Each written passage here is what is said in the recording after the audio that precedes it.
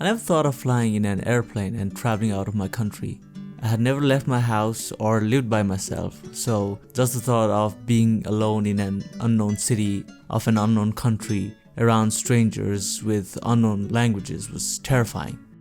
Well, the language was not that unknown, but still. I never liked the airport of my country. I think it's the only airport in the entire world where people are stopped outside the gate and asked for an explanation why they're there. For some reason, they don't allow people who are there to just welcome or pick up someone. They need to have a strong reason or need to have a family relation with that person who is arriving. Well, the mom thing always works because me and my friends always use that as a reason to pick up someone at the airport. So my first flight was to New York. All my friends and families were there with me at the time of my departure. I don't know how they managed to dodge the security at the gate, but they were all there. I've never said goodbye to a group of people before, so I did one of the most cringiest thing in my life. After I reached the departing gate, I looked back, raised my right hand and made a fist in the air.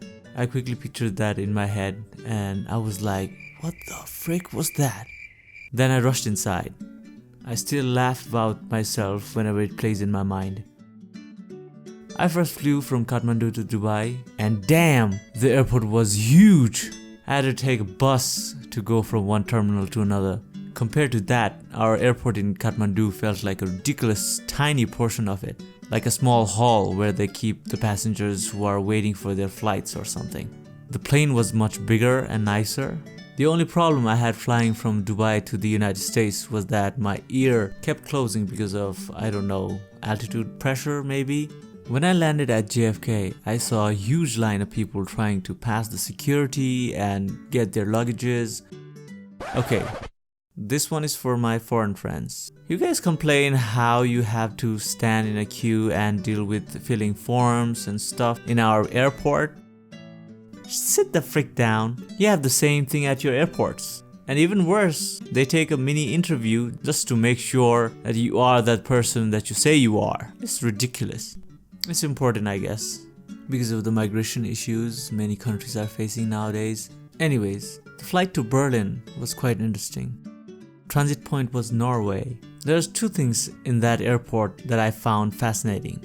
One was the paper towel that they had in their toilets, which I'll tell you in a minute. And the other one was the airplane. All of them that I saw had their cockpit part of the airplane painted in red. I found it really cool. Okay, with the paper towels. These were not normal paper towels. Not for me, that wasn't. It was made out of fabric, not paper. So that means I have to call it a fabric towel. The problem I had was I couldn't take it out of the box, and I didn't know what to do.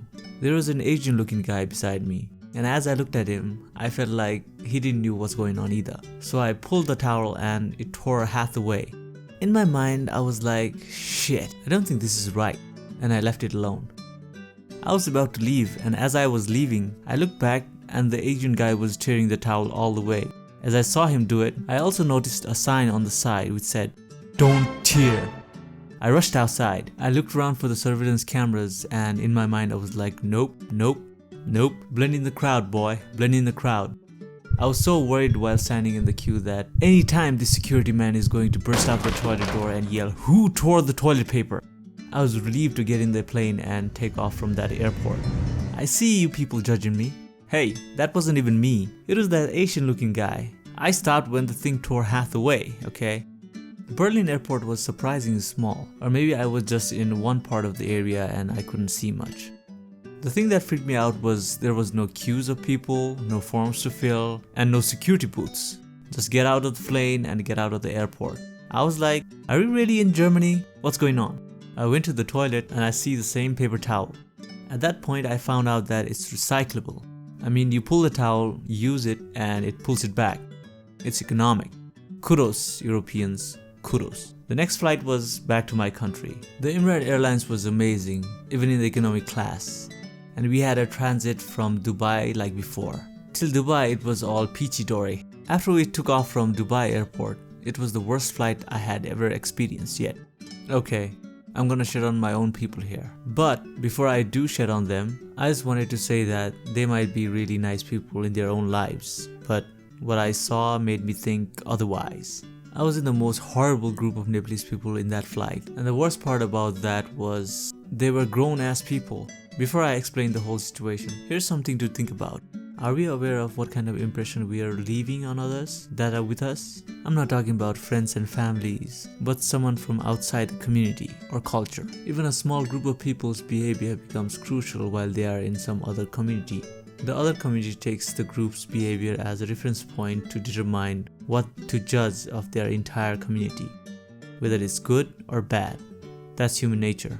Let me illustrate. As soon as we started boarding to our plane, almost all the Nepalese people started taking videos and pictures. The security personnel of the airport rushed towards us to tell them stop taking any videos or photos, but they barely stopped their act. The security guards were asking them to put down the phone. It's not allowed in the airport, but they were still doing it. As a Nepalese, I was too embarrassed to see what was happening. Finally getting on the plane, I see all the luggage cabins were filled with bags, even in the seat where I had my seat booked. All the compartments were filled. I angrily grabbed the bag which was in my compartment and threw it on the other side. I was looking for people who would speak out for their luggages, and I would throw their luggages on their faces. Luckily, no one said anything. Poor foreigners, by the look of it, they were so puzzled by the situation that they didn't even know what to do. The air hostesses took their luggages and stuffed it somewhere she could find space. I feel it was the only flight I had been in where the air hostesses was not smiling and being less friendly to the passengers. I looked around and the aircraft looked like it was not maintained well. It was like no matter how many times they maintain it, it's the same situation, so they didn't even care. Everything was broken. The AC, TV screen, and even the seat was not adjustable. Looking at the hostesses, it didn't feel like they liked being there. After the plane took off, almost everyone in the group started yelling. Don't worry, it gets worse. After the pilot gave the permission to take off the seatbelts, people started running around the plane again with their videos and taking pictures. They started playing loud music on their phones. Nothing against Nepalese songs, but when you are on a plane and people start playing loud music on their phone and putting them on speaker for everyone to listen, the air hostesses were so mad, they were scolding them not to do so. In my head, I was thinking to myself, is this really happening? What is going on over here? There was a guy wearing a black shades inside the plane. I don't know what was the deal with that guy, but I found it hilarious.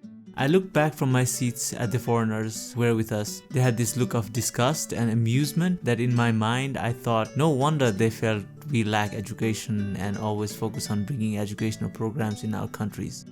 It's not the education, people. It's something moral that went missing, and now majority acts like uncivilized hooligans.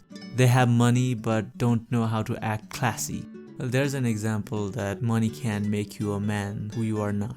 This doesn't mean that all the Nepalese people are bad and they act uncivilized. As a Nepalese, I have met lots of Nepalese people who are very lovely, kind, and morally appropriate, especially the people who are watching this video. You're super. I just want to put out that message that a small group of community has a huge impact on some outside community, so we should always be aware of how we act.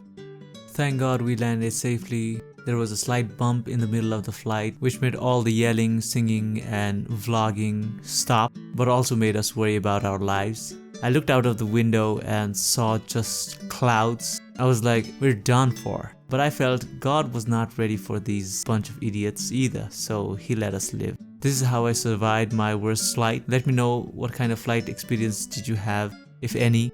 How do you feel about airports and flying? Subscribe, hit the like button, and stay classy, people. Till next time.